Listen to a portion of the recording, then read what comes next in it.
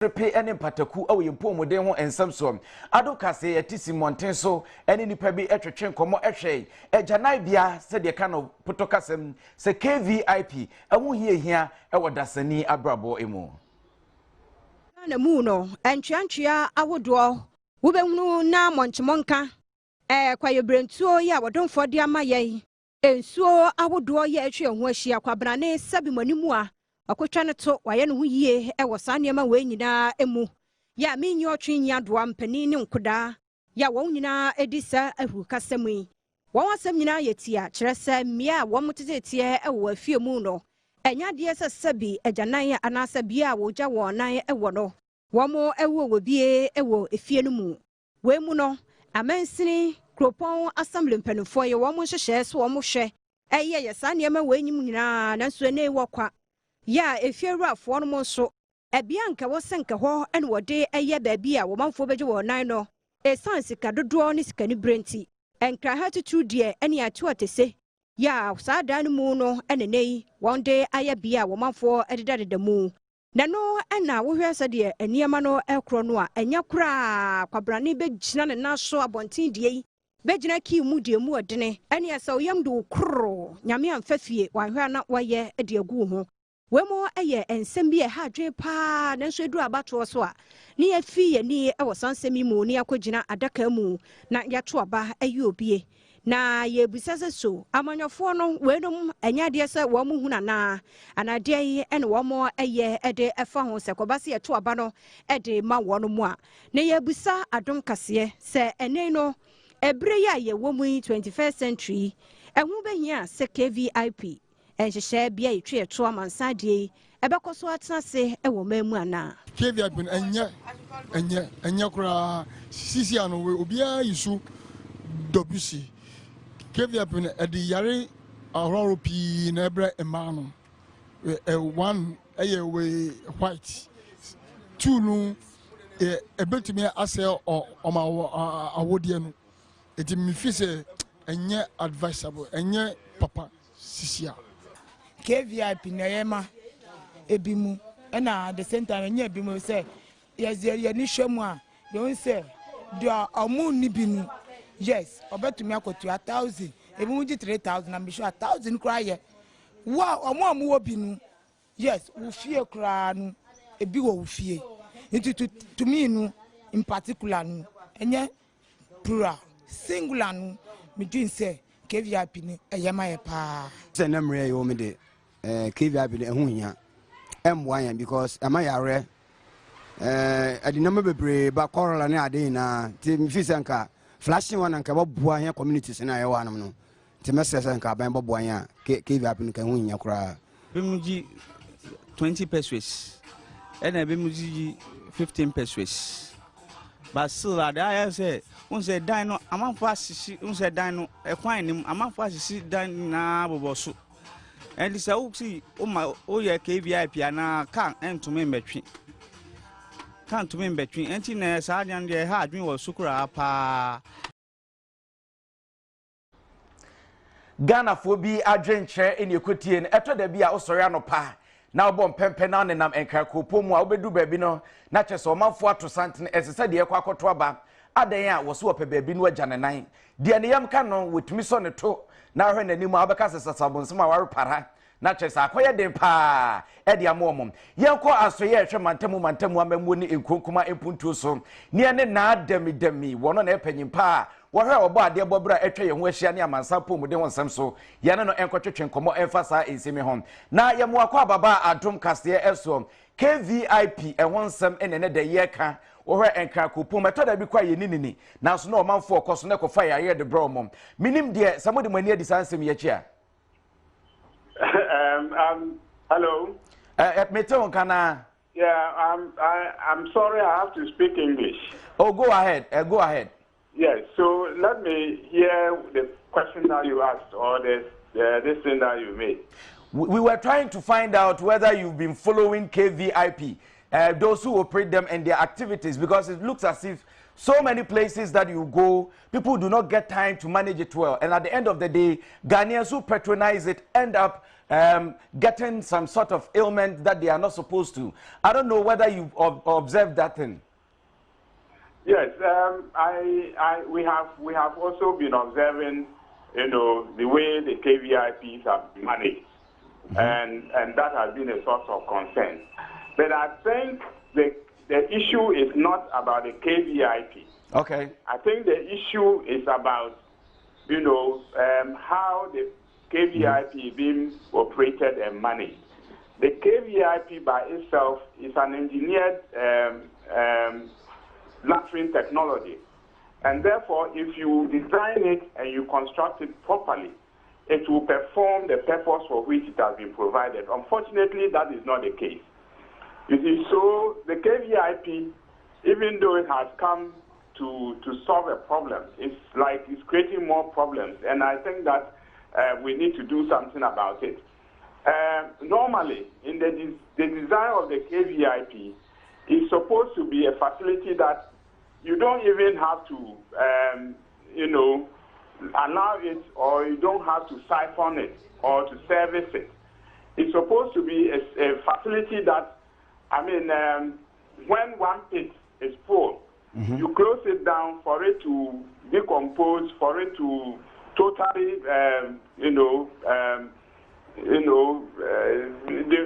disintegrate. Then you change over to the other pit so that you can use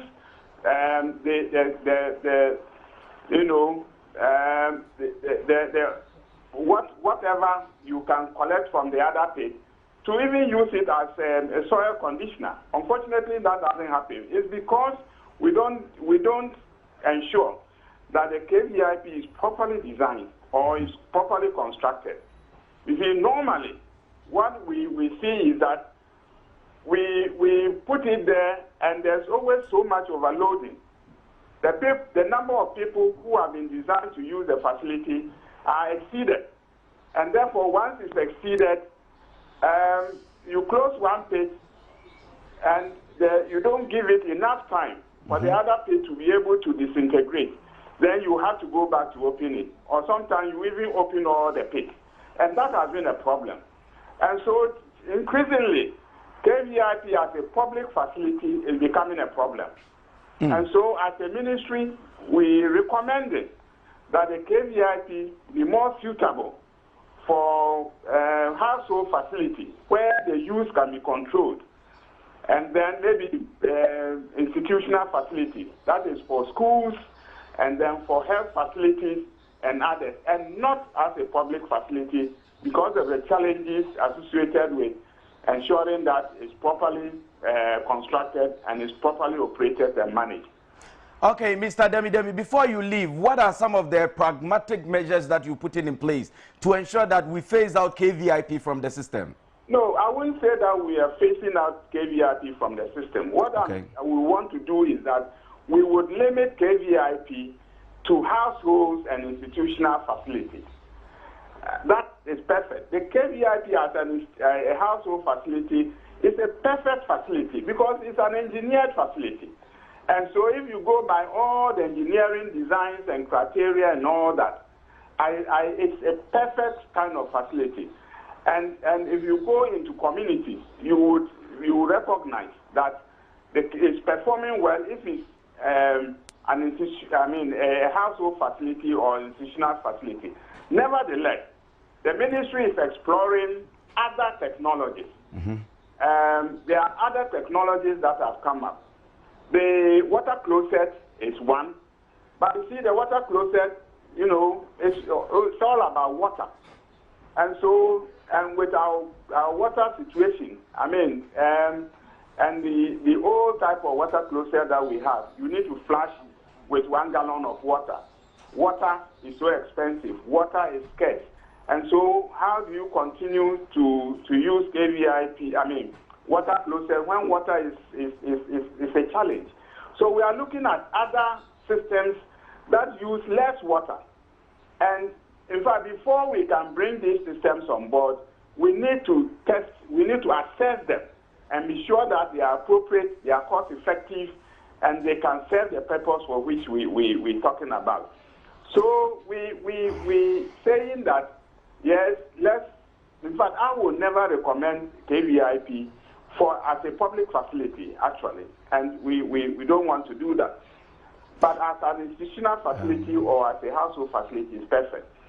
Thank you very much, Mr. Demi. Because of the time, we will end it here and we will get back to you as and when it is needed. Opanyini Demi, na Demi, wono and I'll call Oba de Bobre, I tell you when share as a reswa. Wano ne panyimpa wano in the her amansa impo with them some and some our kind were potoye. Na some casa merisan ma bonitofan ma bonidumpuania chichima. Nitia wenina and it's a KVI Penedian Kahunia. Now so her woman fire no mokosono, Nipana Dawson, and inti Ayama, Jumedia Yisi was like Feninon, the Jumedin 8 mean shada and call Canisa, was who already musu bit me as such a moon. Nasa de Kobe, Wakofat Lapia, Diabidian Hosono, one must bet me do a closet abba, no amount for so et me, and you won't give you a crowd, Nemo Mobehe, no what to me, Aquana Kama. Yeguso a yeka ejana bia ho nsɛm ni ebekɔ ne akɔhwɛ empoano ahodoa nyankrompɔn ede adom yɛn esan sɛ wodoma kuma bɔ ade bɔrebɔre bɔ ade wɔma ga na wanye yabro wɔma epotetete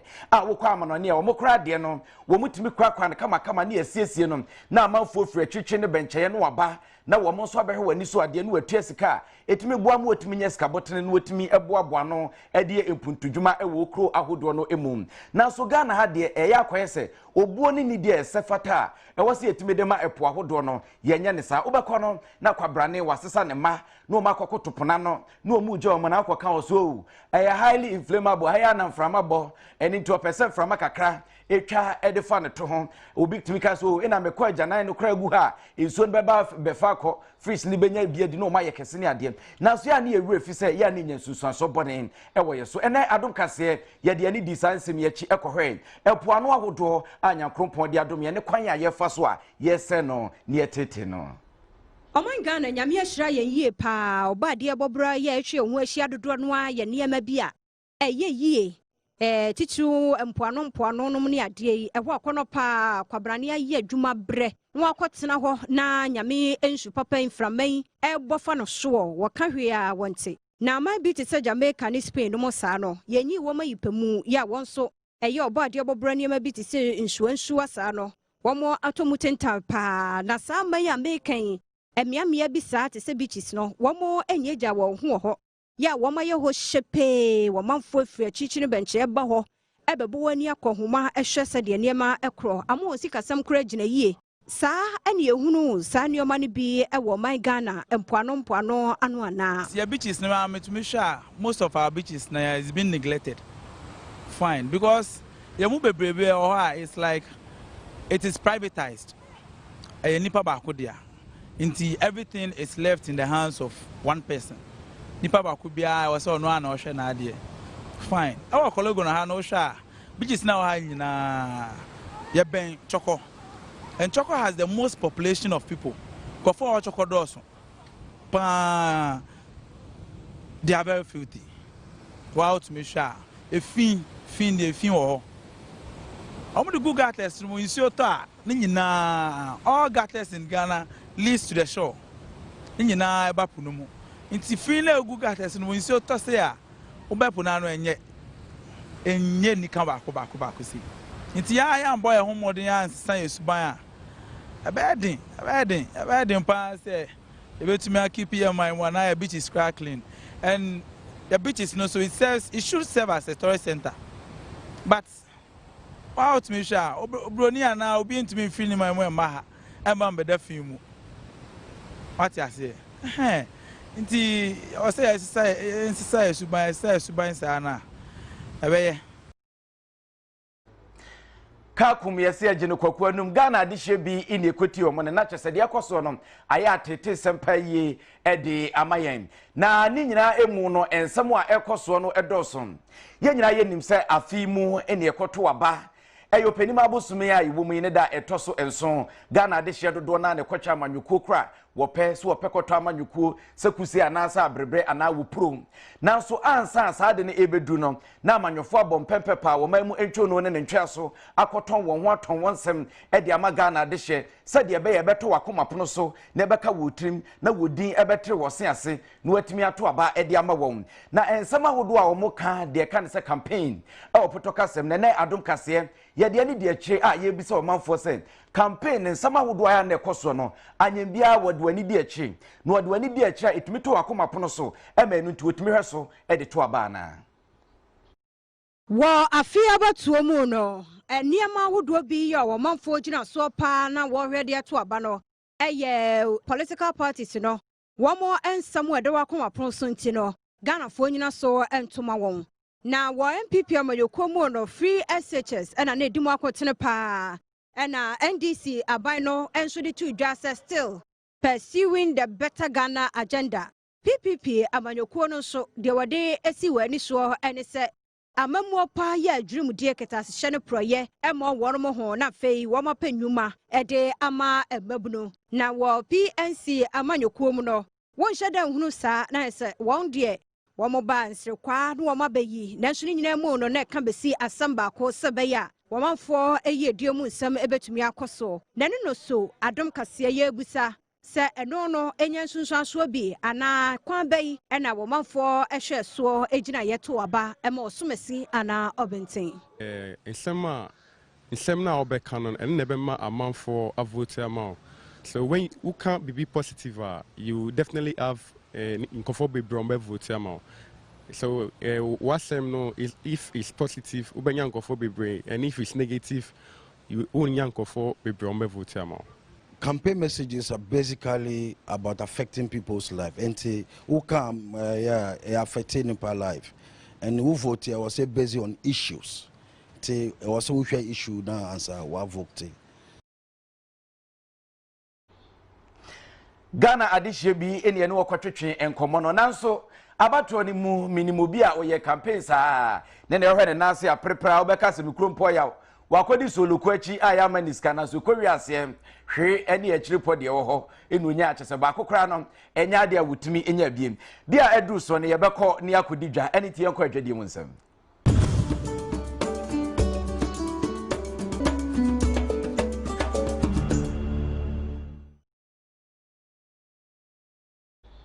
ene adwade mu nsem ye de ani esi broni wawu kane tete ne afre ne die huo san na adwade no esi ekro esanse wamayimu obitumi sha atade utum se efe pa wanhwe abeka so koto ne store na so benda boutique kantamanto eno okokoto ho woto wie no obehye ne starch wo wie no woto ye ne starch no woto atade ne wetumi twawo ema ne yeye nanso na nsantem eno ama free China eba ne tie yakwa se broni wawu kra no womafo nhedamfo ni eni achi adom kase ene adwade mu nsem ho de ani che ya yehwe se broni wawu ntade na ne ton kra san ini siko broni wawu ya broni kwakwa ahya tumude ya yekra de ba omemu ya brofo kasa ye kana second hand clothing eye ade bi oman Ghana nsase so de edi ehimpa ya enya gro eye dwuma kwananimu ya eno no wudu wanu mu a enim sikani enimo hiani obi ani je sa second hand na ho kire se damufua wunya sha obi a enya bi emfa ebiem nanso nei China fo nyuma so age abene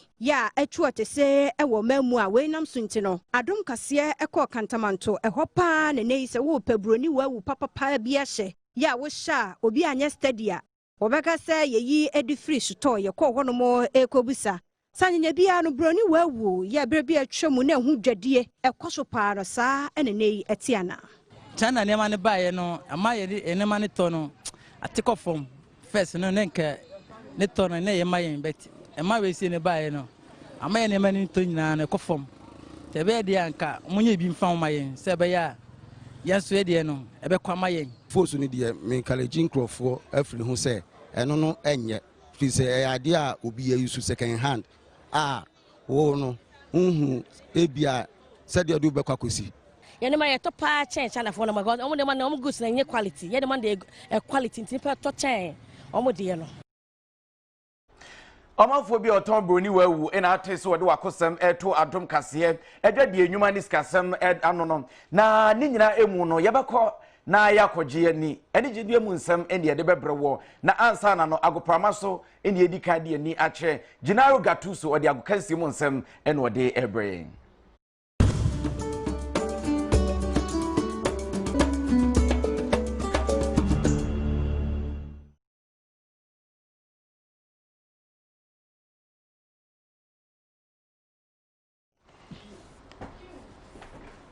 Ebisiafo ye mobibi akwa ba de ba agokensie ejumedie so na ye hyase fi Ghana Football Association omoaso nyame ya adoma ochina na coach Kwesi Appiah obenemi 25-man provisional squad for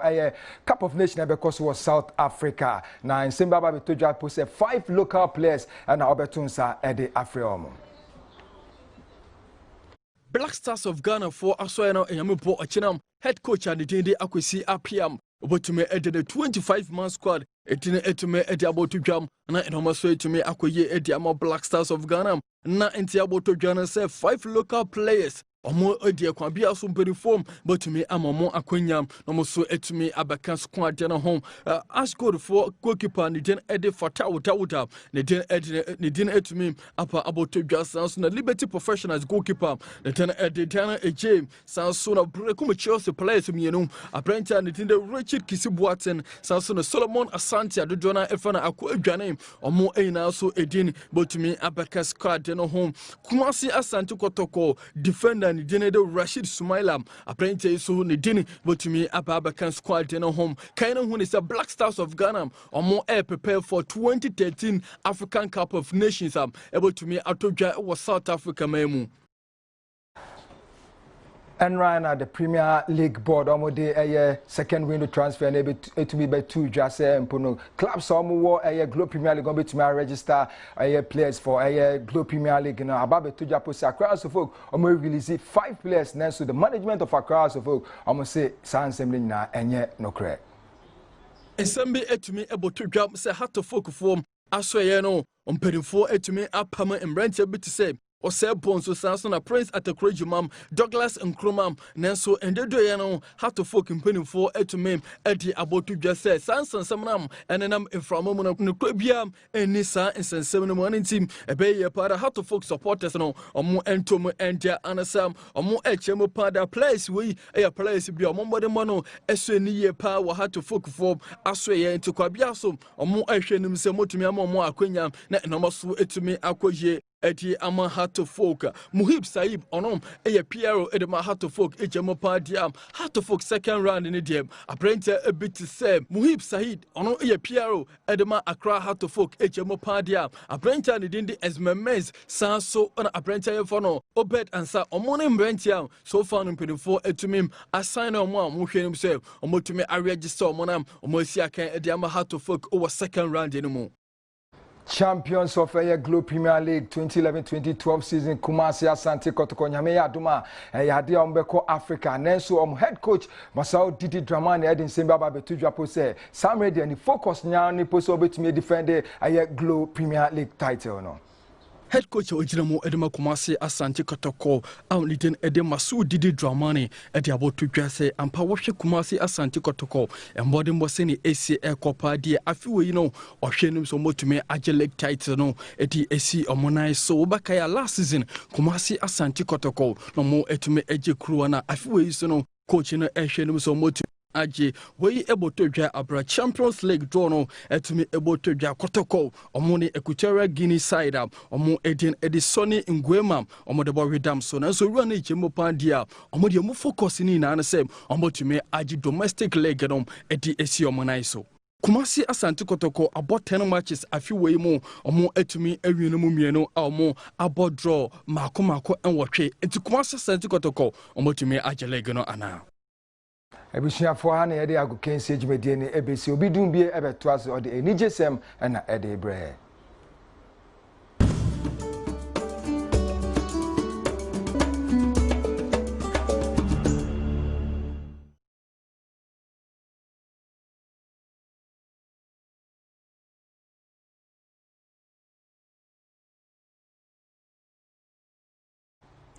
Gatusu yɛbɛda wase wabɔ adwuma pa akwapa no kwafo wakatua onyankopɔn nkyɛn yɛbɛkɔ ne akɔgye ani ɛwɔ anigyedeɛ kaseɛ bɔ emu abranteɛ kyɛmfɛ ayi wo bi a wagye pa yi wɔ ma yi mu ɛba R&B nnwomtoɔ sɛdeɛ si to nnwom na yɛne etumi yɛ wataa ne da hɔ te sɛ mane a abranteɛ ɔbɔ ne ho mmɔden paatem a ɛne obutu a wodi ne dwuma ɔkɔ South Africa nso yɛ obi a wagye din paa wɔne adom anigyedeɛ kaseɛ ɛtwetwe nkɔmɔ na wɔkyerɛ nsɛmu sɛ Ghana de hyɛ nyina hwɛ ne mu ɛsan sɛ ansa abronya bɛba no wɔde music video foforɔ kɔ ɛba ɛno ɛne wɔmanfoɔ de bɛdi bronya to bia ɛhwɛ n'anim.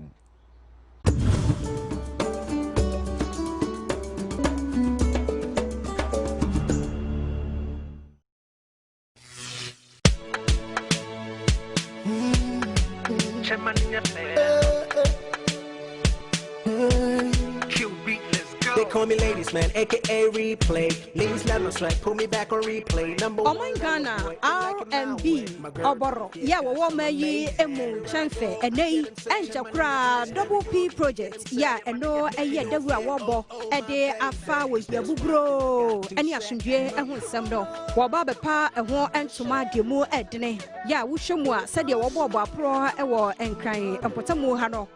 Tamanu Town, and no Wabo Pro Lubia, na Enchanso, KVIP, yeah, no, a beer, woman fortune on Trono, Obesha Danso, Aquaco Bie, and no, a 15 months mu. Now, Wabo Bosania Manina, and no, Amawa, Wushabia, was a crab to me afema, was saying Shanimu, we bed the form you know, and Tamudie. Nasa video no about Montana, ya woman for, one more Ebehuno, a fee, any Asumie, and what some said you here. Ewo o my Ghana emu and I'm so I'm the manager one so at the Atuja Chechum said the woman yina no chess obey ya wadi oye ya wo ba dia bobre amamra ahodo ewo honti ewo se ye fasa kwanya no so na ye de tre ye mpe wam ewo memu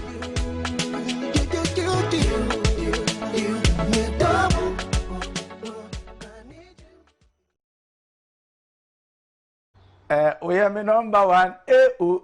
we are my number one out of four chemfe any ekoti ne na enche mesome de media beba abena ene mi producer it mo hwani mu enche bia me de peace track bi kraba na nse eba ebom so obi antompo dima de egu de enche bia me de foforo beba eti hwani mu na mo bia bekọ Nigeria na afia kọ hwede ekoso Mona Lisa Chinda eyi obi a we sini etwasini na baba we wabon ho modene pa ene abetro dwase ebo na baso ewo Germany abrochime mu asamra meka se ababa wa no eni je so kokwa na abedi one na busuafo Nigeria man ene abibema nyina so Mona Lisa Chinda we obi a ebesini twa wakon kan pay yi wo ma se yeka so obi a wa pay ni dues potokasem ana waye na famu dia we nipa ba kwa well I've already paid for Nigeria senior abaywa bako Mona Lisa Chinda enenei wakojina boss body e mo dene e wo Germany ememu na wo hwe se de wa boss body no ekro ye no a Germany kro mu ho no ano boss body mienu enenei Mona Lisa Chinda ye na wo kra bemu bako na wo nko kwanta kro wo hwe no no wo jesa boss body na ebibra memu senior fo dodo no an ye bo wondire wo mu su yi akire Mona Lisa enenei abodi kase no ekodema no esanse ni sini yomu awodo a waye no akono efe na wo hwe nso a coming out to praise another woman it's difficult. Mona Lisa Chinda honsem eni ekotie ya enei abasobode kase pa ena ababa we wokofa no de aba Nigeria memu Ghana ke eso nya bianke pe be ne den se bi ko yonku fia no akamfo ne se de be ya nyakopon behwe so na ebi nso aba ofie oyi obi de ya ena wonso de ebe ye we so ne agina na enne kase ya de bremu no nsia bremu empemu no ye de nyina da ebebe na wiye na ye sorry so na me kai so wakata wani a bi wani open your eyes Nigeria ni be kase shine your eyes menka se ha wani ne fa ko hunu na nkora eno ni sini a ye de ebro emra ye de adom kase ekọ na wiye kase ni amekenkan ede ma wo obidum bie kwaku edu kumin ochina da ye besan so ehye bio na ensamo a emuda ho krogen dia so ne so dia kye so eti se obabunu an ho ka be ma da eno ne besan so ede abeto anim wo a woje brenda dwumedie ohwe bie nyankopon kan ho won shaw ne mo meka wo se ene dai da so nkokora ene ye 12 Openima bosume ne da etoso mienu ene enso eye emfiempinu ene du mienu tie 12 show your love chewodo fa chewodofo Adom TV mo afidie no ena ha open your eyes biewani part 1 in your day bro madawase